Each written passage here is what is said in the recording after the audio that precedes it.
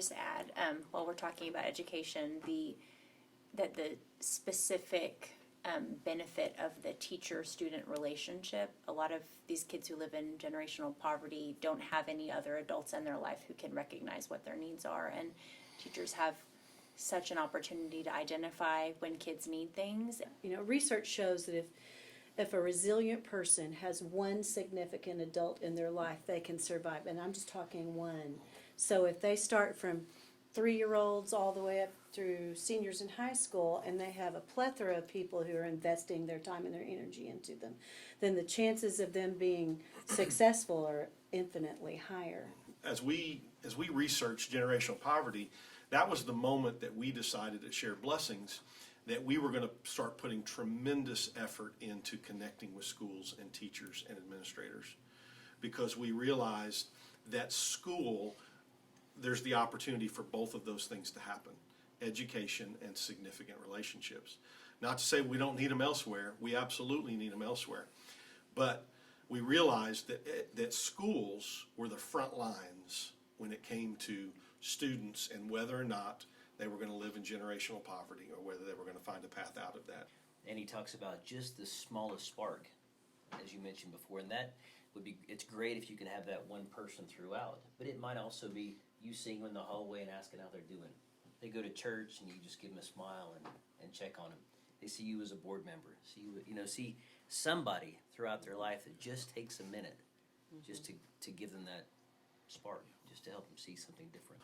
What can the community do? What can, organizations like Shared Blessings and other organizations and churches and just people all across the community, what could the community do to help solve, and help these children have, these students have a brighter future and see more options and not live in that place all of their lives? What could the community do?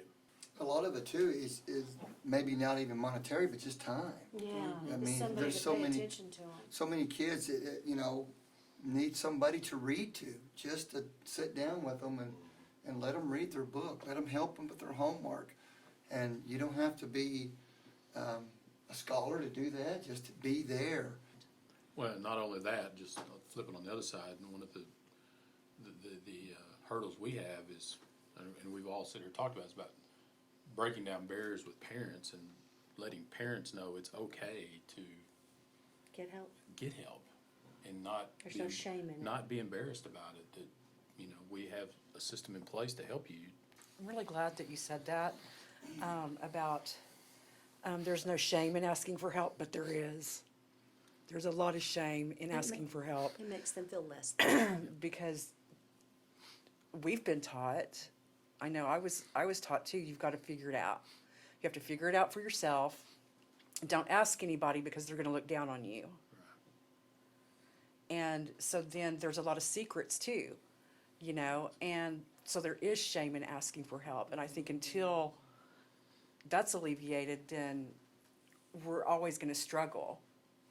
And that's just, that's really kind of the bottom line of it.